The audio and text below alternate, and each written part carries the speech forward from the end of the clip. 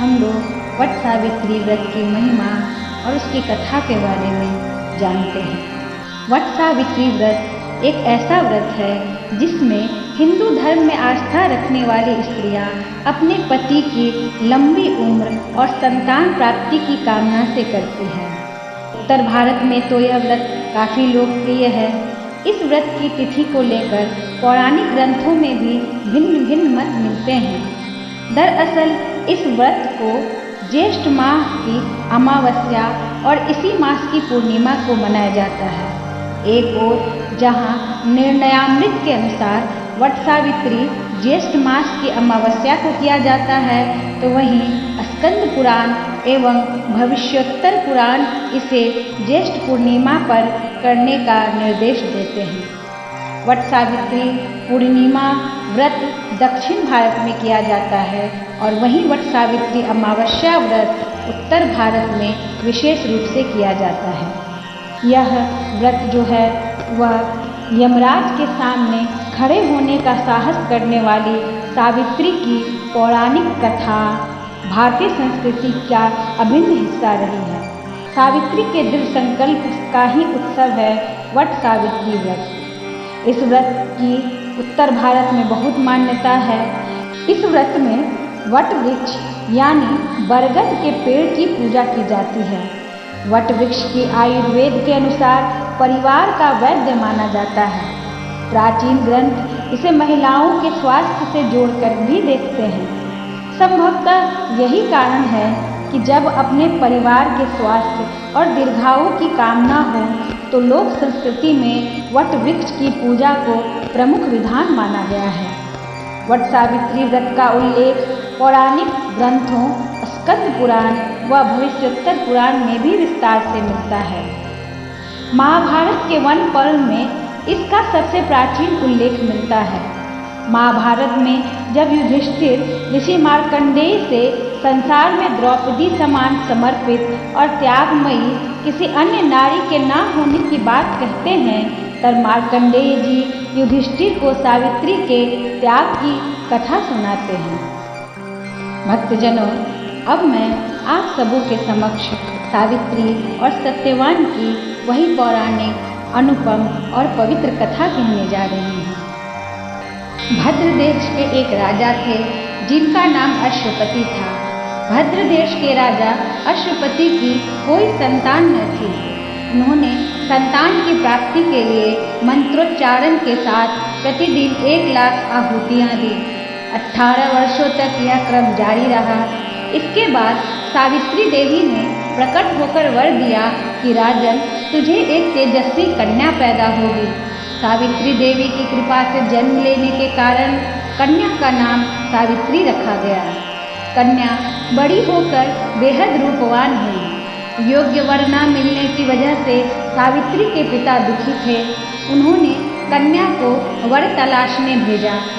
सावित्री तपोवन में भटकने लगी। वहाँ साल्व देश के राजा डिमतसेन रहते थे। क्योंकि उनका राज्य किसी ने छीन लिया था, उनके पुत्र सत्यवान को देखकर सावित्री ने उन्हें ही अपने पति के रूप में वरण किया।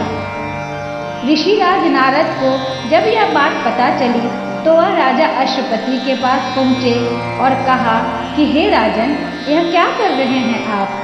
सत्यवान गुणवान है, धर्मात्मा है और बलवान भी है, परंतु उसकी आयु बहुत छोटी है। वह अल्पायु है।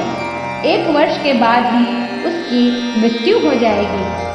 ऋषिराज नारद की बात सुनकर राजा अश्वपति घोर चिंता में डूब गए।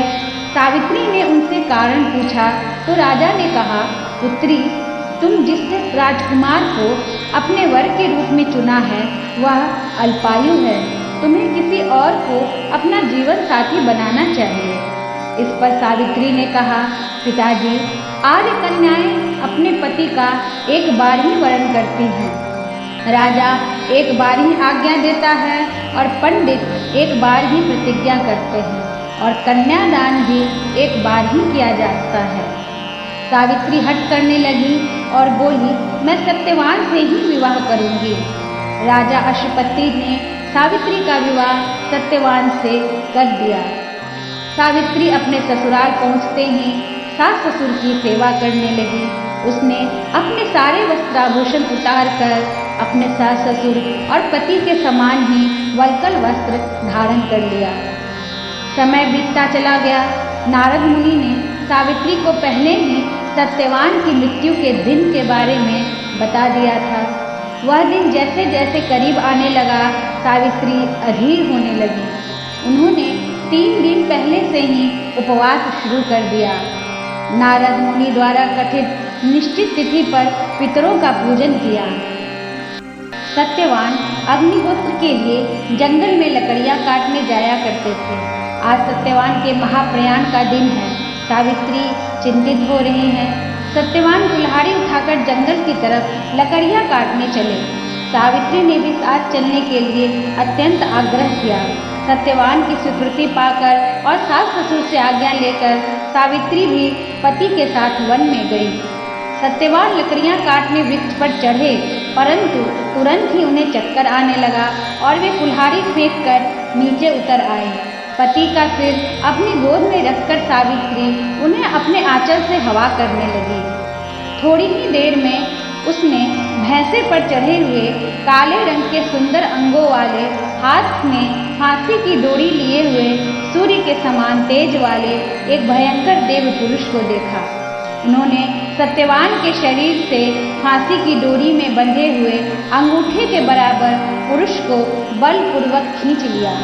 सावित्री ने अत्यंत व्याकुल होकर आर्त स्वर में पूछा, हे देव, आप कौन हैं और मेरे इन हृदय धन को कहाँ लेकर जा रहे हैं?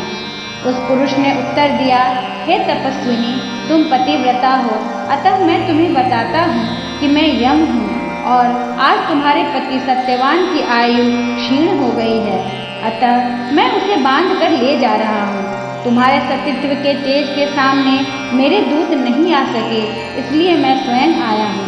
यह कहकर यमराज दक्षिण दिशा की तरफ चल पड़े। सावित्री भी उनके पीछे पीछे चल पड़ी। यमराज ने सावित्री को समझाने की कोशिश की कि यही विधि का विधान है, बेटी तुम लौट जाओ, लेकिन सावित्री नहीं मानी। सावित्री की निष्ठा और पति परायणता देखकर यमराज ने सावित्री से कहा कि हे देवी, तुम धन्य हो, तुम मुझसे कोई वरदान मांगो। सावित्री ने कहा कि मेरे सास ससुर वनवासी और अंधे हैं, आप उन्हें दिव्य ज्योति प्रदान करें। यमराज ने कहा, ऐसा ही होगा, जाओ अब लौट जाओ। लेकिन सावित्री अपने पति सत्यवान के पीछे पीछे चलती रही। यमराज ने कहा, देवी तुम वापस जाओ। सावित्री ने कहा, भगवान, मुझे अपने पति देव के पीछे पीछे चलने में कोई परेशानी नहीं है, पति के पीछे चलना मेरा कर्तव्य है। यह सुनकर उन्होंने फिर से उसे एक और वर मांगने के लिए कहा। सावित्री बोली, हमारे ससुर का राज्य छिन गया है, आप उसे पुनः वापस दिला दें। यमराज ने सावित्री को यह वरदान भी दे दिया और कहा, अब तुम लौट जाओ। लेकिन सावित्री पीछे पीछे चलती रही। यमराज ने सावित्री को तीसरा वरदान मांगने के लिए कहा। इस पर सावित्री ने 100 संतानों और सौभाग्य का वरदान मांगा। यमराज ने इसका वरदान भी सावित्री को दे दिया। सावित्री ने यमराज से कहा कि प्रभु, मैं एक पतिव्रता पत्नी हूँ और आपने मुझे पुत्रवती होने का आशीर्वाद दिया है। यह सुनकर वचनबद्ध यमराज ने सत्यवान के सूक्ष्म शरीर को पाश मुक्त करके सावित्री को लौटा दिया और सत्यवान को 400 वर्ष की नवीन आयु प्रदान की। यमराज अंतः ध्यान हो गए और सावित्री उसी वट वृक्ष के पास आ गई जहाँ उसके पति का मृत शरीर पड़ा था। सत्यवान जीवंत हो गया और दोनों खुशी खुशी अपने राज्य की ओर चल पड़े। दोनों जब घर पहुँचे तो देखा कि माता पिता को दिव्य ज्योति प्राप्त हो गई है। इस प्रकार सावित्री सत्यवान चिरकाल तक राज्य सुख भोगते रहे। अतः पतिव्रता सावित्री के अनुरूप भी प्रथम अपने सास ससुर का उचित पूजन करने के साथ ही अन्य विधियों को प्रारंभ करें। वट सावित्री व्रत करने और इसकी कथा सुनने के उपासक के वैवाहिक जीवन या जीवन साथी की आयु पर किसी प्रकार का कोई भी संकट आया हो तो वो भी टल जाता है।